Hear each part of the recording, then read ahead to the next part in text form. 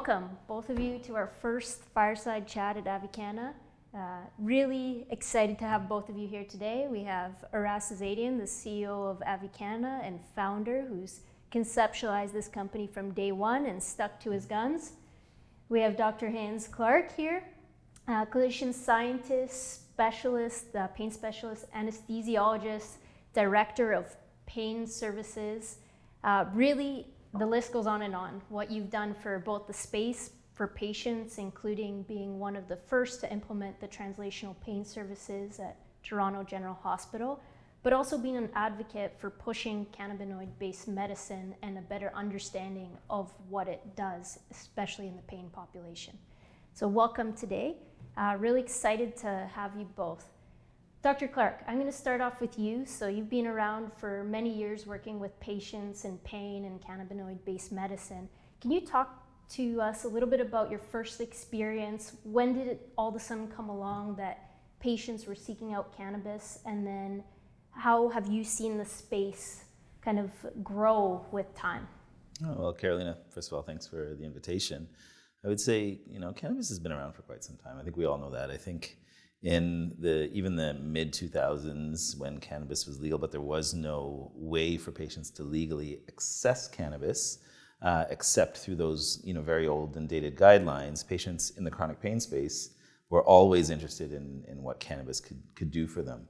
And there were, probably a minority of my patients at that point in time that were using cannabis. And in 2014, when those MMPR guidelines came around, I had, at that time, many of my patients that had either, ischemic pain issues or some really complex issues that are very, resistant to typical anticonvulsants and the types of medications that we tend to use for pain.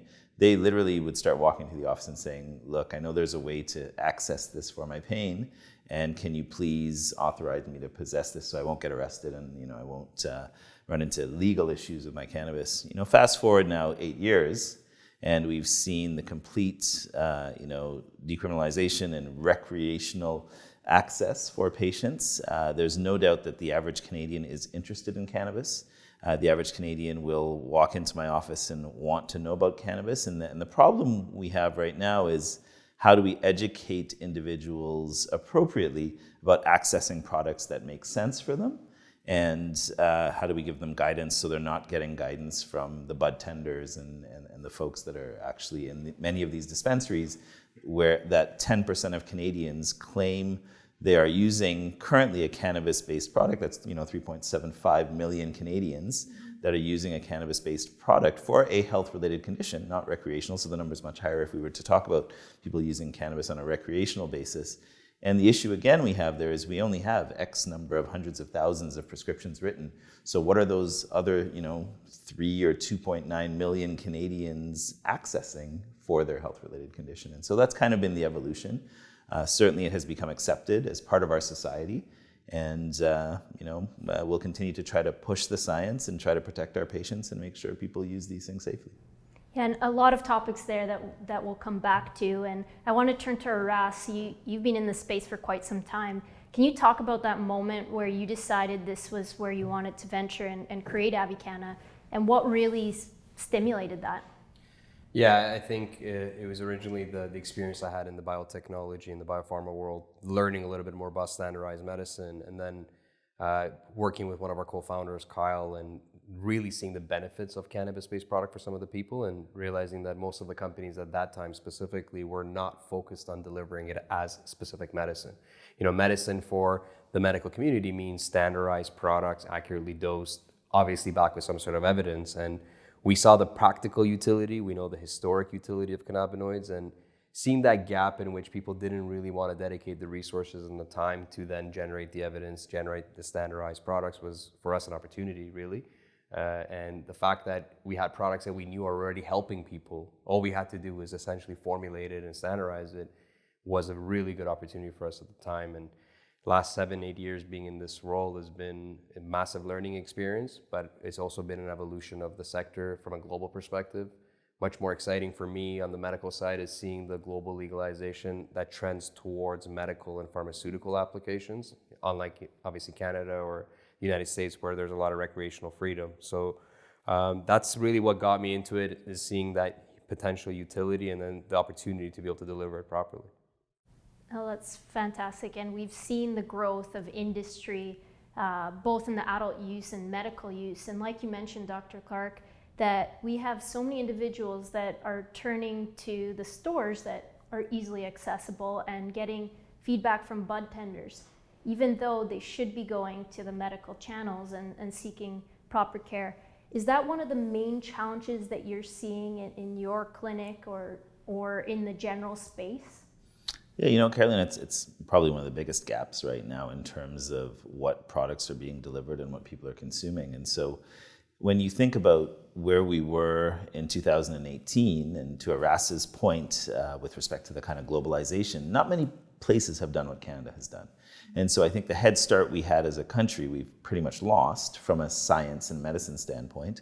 What we've gained is a big tax haven, right? And so the hope here is that some of those tax dollars get put back into the research and the science associated with these products, because we certainly now have that $4 billion industry that was predicted in 2014. And so with an industry that is now creating revenue, we should hopefully start to see some of that go back into science and medicine and help move this forward. And in terms of the science, what would you like to see? I know that the International Translational Pain Research looked at pain generally last year, and they issued a statement saying there's not enough evidence for using cannabis for pain. And they issued a list of research that they would like to see for safety and efficacy. And we know in Canada that's been a challenge. Can you speak to some of those challenges? And I'll get Aras to also add some of the challenges as an industry that we've experienced. But as a physician, we are lacking evidence. So where do we need to go from here? Okay, so the second part's a big question in terms of where we need to go. Let me just address the IASP document that suggested that there wasn't a role for cannabis in pain. And so, there was that institution. There was then, I think, the British Pain Society that also had a similar finding. But, in Canada, we do have a Canadian kind of national body in McMaster. And the author is a gentleman named Jason Boos. And they put out a recent guideline, and they actually dug into the exact same evidence that IASP and the British Pain Society looked at. And I can tell you that when you actually dissect the data, the exact same data dissected and looked at in multiple ways, if you tease out studies that actually had a bigger loss to follow-up than the studies that actually had consistent follow-up, you almost have a p.05 value in terms of a benefit towards pain. So one of the guidelines, and I respect the fact that Canada has come out a bit differently to support patients. The Canadian guideline clearly states if patients have failed first and second line treatment, that there is the possibility to trial a non-inhalational based cannabis product. Okay, and so we are in a place in Canada where at least we looked at this and said, how does that actually help the 3.7 million Canadians that are trying to use something that they're being dissuaded against or have no real evidence for? And so we've at least come out to say that no, there's a potential role here for these folks. How we go about creating that evidence and how we go about actually delivering the science, well, it all starts with first grants and moving these things forward. We were lucky enough to have a team grant. We're doing some osteoarthritis work right now with some of the big basic scientists and medical biochemists. We're actually seeing an interesting disease-modifying effect of THC.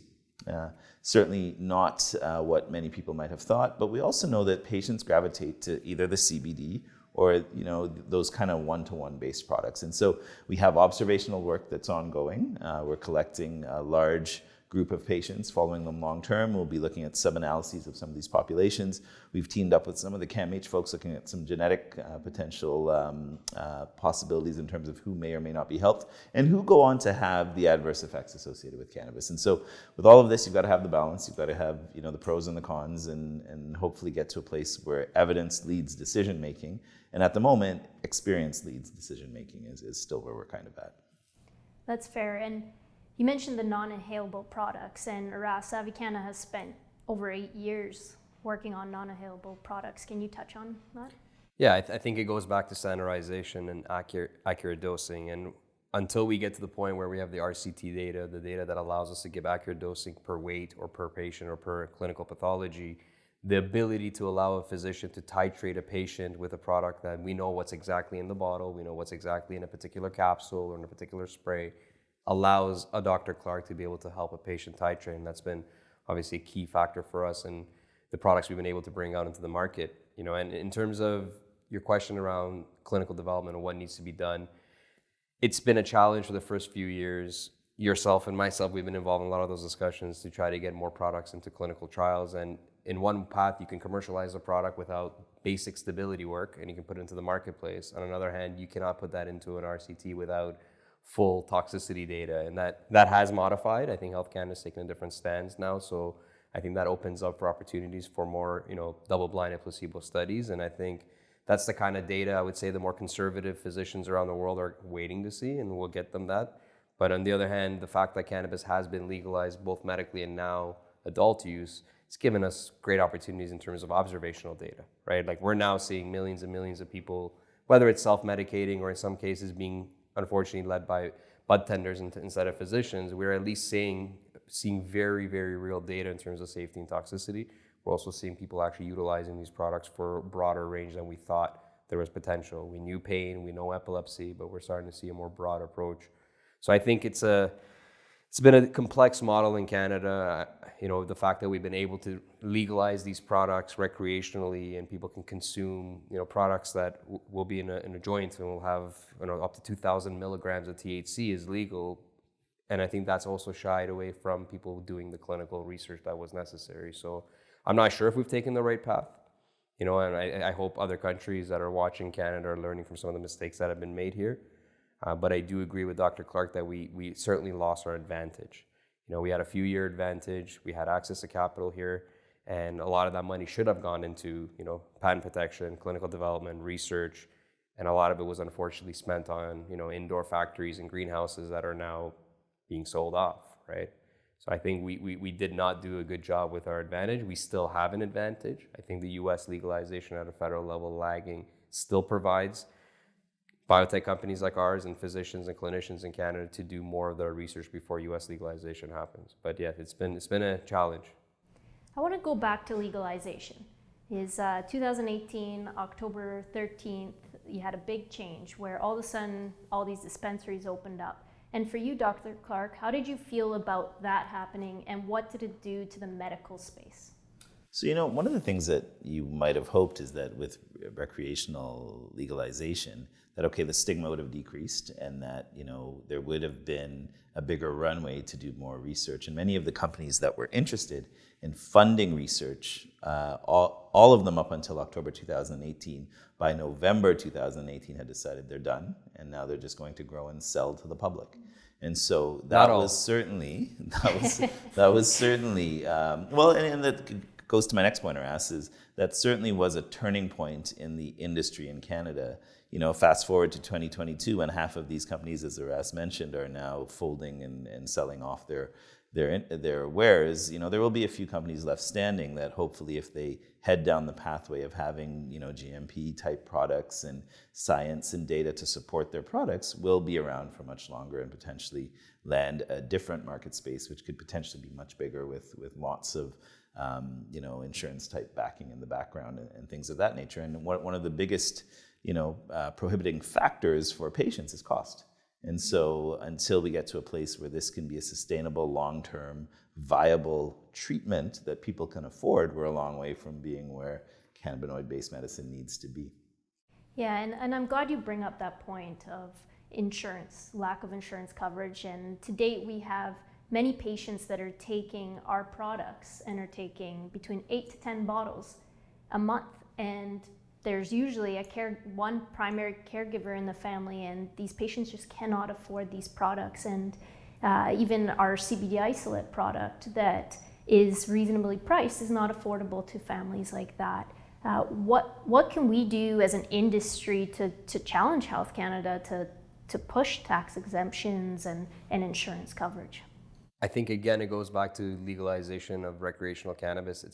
It's done two things. It's distracted a lot of the companies in a sense that everyone went, and I think a lot of it has to do with capital market centric thinking, but a lot of people went for the top line revenue, eating each other's market share, and they stopped focusing on the products and they stopped focusing on the patients. And in many ways, these were the same companies that were proclaimed to be medical oriented companies, neglected those patients. So I think patients got hurt that way. And on the other hand, I think Health Canada is so focused on managing this industry, which is in a bit of a chaotic sort of cleanse phase, that they don't differentiate between the patients and the adult use channels. A patient is paying HST, a patient is paying excise taxes on the THC, and those are easy things to, at least from an excise tax perspective, to omit for a patient that's going through a physician, going through medical documentation. Otherwise, why would they buy it from a medical institution if they can go walk down the street and buy it from a dispensary, likely cheaper, right? So that's a major challenge. They're actually eliminating incentive for patients to go through a physician, proper dosing and titration guidelines. So again, I think recreational cannabis has been a bit of a distraction on the medical side. Unfortunately, the patients have been neglected. On the other hand, the other challenge we face as a country is we export very freely cannabis products. It takes a long time to get export permits, but we export very freely, but we will not allow the import. And in a market economy, we're living in a global economy, we should be allowing products to be imported. And I think if we can import products that are cultivated, for example, by us sustainably and organically at a lower price for medical use only, we're talking about medical use only, we should be able to bring those products in, and I think we will be able to deliver our same formulations, a raw phyto product at a substantially lower price, which was out of pocket. And I think that the industry will be completely safe because the recreational side, you can't export anyways. People want the local flower for their adult use, they can have access to that. We're talking about medical. So my argument is patients have been neglected in many ways by the regulators, by the companies, and unfortunately the medical institutions and many of the physicians, with the exception of the people we call collaborators, including Dr. Clarke, have lost faith in cannabis because it's available, it's everywhere now, right? It's become such a social product now. Oh, and I like your point you also made earlier about standardized products. So we have a lot of issues time and time again. We have physicians that do prescribe products and all of a sudden they go off the market. So now you have a patient where a certain product is working for them and they have to purchase another one. How do you feel about that as a healthcare provider, and what are the frustrations? Have they grown since legalization around products coming back consistently? Yeah, so one of the things we'd hoped is there would be some more standardization and even the stability of some of these products, right? And so you'll have patients that sometimes don't understand that there's a specific shelf life of these products, and so they'll consume a product when it's first bought. They might let it sit for a while, they'll consume it, and then they'll buy a new product and they'll up titrate some of their doses, and then they open the next product and it's not giving them the same potency, if not more potency, right? Because it's a new open bottle. And so some of these things really need to be streamlined long term, just to protect patients and to just have the ability to know how much of X am I going to take for Y's outcome. And so the one thing I think, to Aras's point, is with the globalization and other countries not going the way of Canada, it has helped potentially companies like Avicanna that have a footprint globally, in South America and in other places, because your ability to then disseminate to the rest of the world with their bent to not recreationally legalizing cannabis will give you a better possibility of sharing a market space that won't be as convoluted as the Canadian market space. So. Yeah, and I want to add something to that. I think Brazil's a really good case study in terms of doing things the right way so far. We're starting to see it from a practical sense now, but Brazil has the RDC 327 regulations that allows the legalized manufacturing and distribution of medical cannabis under pharmaceutical standards. The product has to go through full GMP manufacturing, full technical dossier, long-term shelf life stability, excipients, packaging, everything needs to be all GMP and validated. And once they have all that technical dossier, they get a drug approval within 60 days. Within 60 days, you can commercialize that product, and then you have 5 years to do the clinical trials. Brazil's basically saying you can sell medical cannabis to my patients that need it, as long as you at least give me a standardized pharmaceutical preparation. And with that product, now I'm going to give you the ability to put that into a clinical development. You can go right into a phase 2. I think that's a great approach. Recreational is not allowed. Inhalation is not allowed. It's only oral and sublingual products or nasal. So it's a very interesting model, and I think they've actually taken a very, very smart path towards doing this the right way from a medical patient's perspective. If another legislation comes into Brazil 5 years from now that says, we also will allow recreational, that's great. That's a different side of the industry. But I think Canada mixed the two together convoluted the two together and confused patients, physicians, consumers, everyone into one bundle, and I don't think that works. Well, you hear patients talking about it all the time. Well, this strain versus that strain, and they're not even sure what the strains are, right? So it could be in there. They're usually talking about inhalational products. And so, the question about dosing, they barely know what they're taking, and it really becomes convoluted. There's some data coming out, I think, in the near future, looking at some of the combustible products that are in some of these strains, et cetera. And so that will be some interesting data for Health Canada to look at for sure. And I think what we see with RDC 327 in Brazil is the fact that we can learn what we are here in our observational studies and then take the products that we've gone through GMP manufacturing with and launch into studies. And I think that provides interesting opportunities. But it is really too bad that we can't do that here at Canada when we're working with great physicians like you and others, just from a cost perspective, right? In Colombia, we've set up this great facility where we're able to both cultivate at low cost, and now we're stuck there going to Brazil rather than to Canada, which we would like to go to. And hopefully one day that changes. But that being said, in Canada, we have learned a lot about what works and what doesn't, from epilepsy to pain. And I want to come back to pain a little bit. You've been an advocate for both opioids, for cannabinoid-based medicine for people who actually need it. So having a personalized approach and not just going to the bud tender and being recommended something. Can you talk a little bit about that and the challenge that you've seen with prescription or the authorization, and as well as one of the questions that's always out there is, does cannabinoids-based medicine lower the use of opioids? So one correction, Carolina, I don't advocate for anything. I simply, speak to, we need the evidence that makes sense for the patient in front of you, right? And so on an individual basis, you always have to look at the patient in front of you, 1,000%.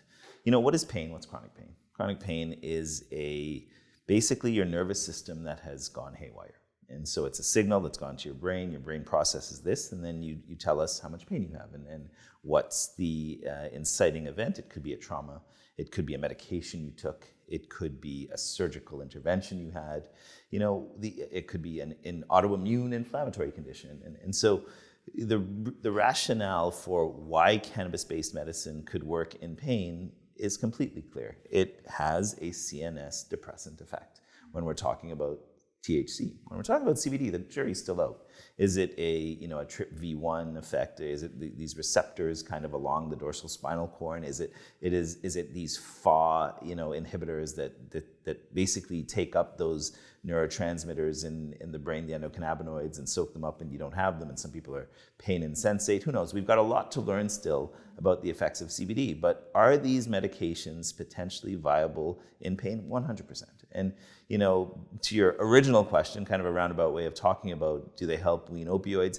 They potentially would be useful, and we see it in our patients at weaning multiple things, opioids, benzodiazepines, you name it, because these are things that have a central nervous system effect.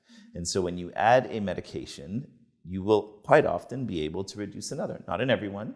I always say that if you show me a medication that you can give to 1 in 3 people and there's a potential effect and they stay on this long term, there is a signal there. And that's certainly what some of our observational data is speaking to, the fact that if you start let's say you start 900 people on this potential medication, which we've published in the Canadian Journal of Anesthesia, 1/3 of those people are still using this at 6 months. And really, that's excellent data. And that comes to the general space. We have all these types of medications, and it's probably around 1/3 of individuals get success from those. So I know sometimes we look at that, it's only 1/3, but it's going to be different for every single person. And in that case, we should explore it further and spend the time doing the studies. And we have at Avicanna and Aras, I know it's been a long time since those first studies with the Faculty of Pharmacy. But where do you see Avicanna going in terms of pain management and research? I think now with what we discussed earlier, the real world evidence we're generating, the observational trials of the various doses, various deliveries, various formulations in the market, we're getting good signals around what is going to have a higher potential, signal in terms of a real RCT. And that's got to be the pathway we're going. I think there's always going to be an opportunity for a general formulary of medical cannabis, but there's going to be an opportunity for indication-specific pharmaceutical preparations, and we'll be going into these trials with a lot more confidence in terms of the protocols having a potential signal, and I think that's clear. But adding to pain, I think one thing that we've seen a lot now at a global level is just the effect that cannabinoids can have in pain or towards pain with supporting things like appetite and sleep and anxiety and depression, right? So the comorbidities combined, I think we're seeing that benefit as well. So it's been quite interesting. One of the other aspects that I think is important with the medical-only sort of centric pathway that some of the pharmaceutical approval countries are allowing us to do is accurate dosing, accurate titration, physician-led kind of titration and prescription is increasing the probability of success for these products because they're lowering the probability of adverse events, right? So if a patient or a consumer wants to self-medicate, they walk into a dispensary and they buy a product, they consume too much THC, they have an adverse event, it's likely that they're not going to try it again. Where if they had Dr. Clarke help them with a dosing and titration regimen, the probability of success will be relatively higher. That's kind of the way we see it. So on the Avicanna side, we want to take the learnings we've had from medical cannabis, apply it to pharmaceutical cannabis, and kind of progress both at a global level in countries that are taking that medical pathway. And we see a lot of patients still going and making statements that they can't go to their family doctor, or they don't know who to go to get that authorization, and often they're left going to the dispensary. What message do you have, Dr. Clarke, for those patients or for the physicians that refuse to even talk about? Yeah, it's a great question, Carolina. And we see this all the time. So patients will say, especially patients in rural areas of the country, sometimes there's one physician, there's maybe a couple of physicians, and if you're on the outs with your physician, you may actually not be able to access care in general. And so if they already know that their physician has the angle of, I want nothing to do with this, they're kind of stuck. And so, one of the things I always say, when we went into medicine, all of us took the Hippocratic Oath, and that oath basically mandates that we do no harm. And unfortunately, if you're going to take the position that you want nothing to do with this, it's now a legal product that patients are seeking for a medical condition. The onus is on you to somewhat educate yourself, or at least have an understanding of what's in the marketplace, or find a way to get that patient to someone who is knowledgeable. And if you aren't able to do that, in essence, to some of your patients, you're going to cause harm to them because they're going to land potentially using products. If you go to our OCS website, you can buy a 98% THC product. If someone were to reach for that to try to help their chronic pain condition, they'll probably end up in another place and potentially with other issues, right? And so we really need to understand and get the message to physicians that it's actually somewhat harmful to not have an understanding or know where to direct your patients when it comes to cannabis and cannabis-based medicines. Yeah, and there are efforts to educate physicians, and I think you've been a part of many of those efforts, and that's something we can put up on our website for physicians to access. We had a discussion the other night with a group in Australia, and one of the critical things is, we need more educational tools, and we need more educational information. But the education, if you create it and no one wants it, it's not going to be very useful. Yeah. So at some point in time, we do have to move to the specialty forward and saying, this is something that's now part of our society. It's the same way you need to understand, any other medications that are out there that your patients might be gravitating to. And is that in medical school too? Do they teach about cannabis? So another big topic. So, it took quite some time to get even opioid education into medical schools. Look, it just happened 2 years ago. We're just creating opioid modules, right? And so, and the evidence base for opioids, we know, is weak at best. So you can't even have the conversation that, there's not enough evidence. Show me the long-term studies on opioids, for chronic pain. We know that data is lacking. So it's now reached a place in Canada where this is part of our society, and this is something that patients are reaching for. And if anything, we just need to educate the healthcare system on what you do when patients come in and they're using these products and how you cope with that. We were able to create hospital guidelines in and around these things. And so, this is knowledge that needs to be shared and disseminated. I agree. And the world is watching how we handle this, right? I mean, the world knows this is the larger first federal countries done both legal and medical. The world looks up to people like Dr. Clarke and the great work he's done, but the world is watching how we treat this. And do you think that some of the physicians, there's still a large proportion of the physician or the medical community that is still against or stigmatized with in respect to cannabis, or do you see because of recreationalization some of that has changed? I mean, I don't know that a lot has changed, Aras. I think that, there are still obviously physicians that will bunker into their position for whatever reason, right? In terms of whether they will be willing to participate or not in educating themselves and moving this forward. But at the same time, there has been a decrease in terms of the stigma. And so I think before physicians might say to their patients, look, if you do that, maybe I want nothing to do with it. Now they'll say, okay, how's it going, or what's happening there? And so I think that has changed a little bit. I don't know that the number of physicians, increasing, potentially authorizing cannabis has jumped significantly. We'll have to do some research to know what that looks like. Certainly more than it was, 5 years ago. As with anything, it's a slow evolution, right. But it's not as though it's a commonplace or a common occurrence at this point. And I guess a lot of them are just saying, hey, you want to self-medicate, go to a dispensary, right? I think high risk. That was one of, we had lots of unintended consequences in the opioid world. That is one of the unintended consequences of recreationally legalizing cannabis in Canada, which is why I think places like Europe that are kind of against that will have a better runway into the medical science-based development of these products. And I think South America, right? Like all the other countries we're seeing is Brazil was a good medical. example of what you brought up earlier, sure. Great. Well, I'd like to thank both of you for coming out today, and it's been a great discussion, and hopefully we can have this upstairs in the sun one day soon, but thank you both for your contributions. Thanks, Carolina. It's great. Thank you. Thanks, Dr. Coates.